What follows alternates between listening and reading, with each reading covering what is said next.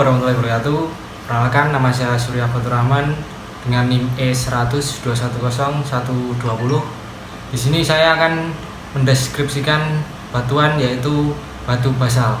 Langsung ke videonya.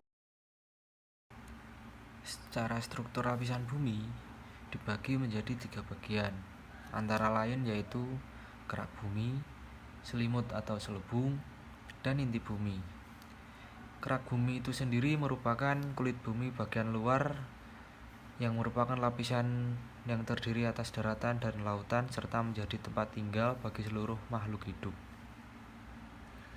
Lapisan dan struktur kerak bumi terdiri atas batuan beku, batuan sedimen, dan batuan metamorf. Dalam pembentukannya, struktur lapisan bumi terdapat 3 jenis bebatuan yang paling banyak ditemukan dan didapatkan oleh peneliti sebagai pembentuk kerak bumi dan pembatas antara lapisan kerak bumi dengan lapisan mantel pada bumi. Pembentukan kerak bumi sendiri antara lain batuan metamorf, batuan sedimen, dan batuan metamorf. Pada kesempatan kali ini akan dibahas batuan beku, khususnya batuan basal sebagai salah satu batuan yang dimanfaatkan sebagai pondasi konstruksi bangunan. Batu basal adalah batuan yang termasuk ke dalam batuan beku ekstrusif yang mana merupakan batuan beku vulkanik yang berasal dari hasil pembekuan magma yang terjadi di permukaan bumi dengan komposisi basa. Sedangkan definisi batu basal menurut ahli adalah batuan beku apanitik yang mempunyai kandungan kuarsa tidak lebih dari 20%, kadar feldspatoid kurang dari 10%, dan presentasi mineral feldspar dalam bentuk plagioklas sebesar 65%. Lebih dari 90% semua batuan vulkanik di bumi adalah basal. Batuan basal berputih halus yang didinginkan dengan cepat secara kimiawi setara dengan gabbro berbutir kasar yang didinginkan dengan lambat. Letusan lava basal diamati oleh ahli geologi di sekitar 20 gunung berapi per tahunnya. Batuan basal juga merupakan jenis batuan penting yang terdapat pada planet di tata surya.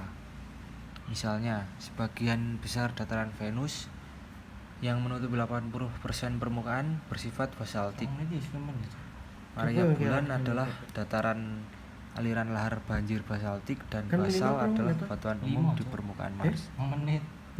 Lava basal cair memiliki viskositas rendah dengan kandungan silikanya yang relatif rendah, antara 45% dan 52%, yang menghasilkan aliran lava bergerak cepat yang dapat menyebar ke arah yang luas sebelum mendingin dan mengeras.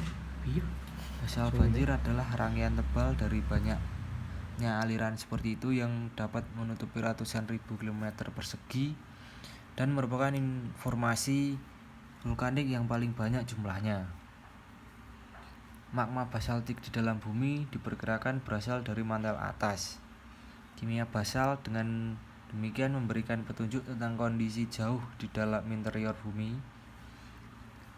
Komposisi batu basal terdiri atas mineral piroksin, amfibol, plagioklas, dan gelas vulkanik. Keberadaan gelas vulkanik hanya dimiliki oleh batu basal.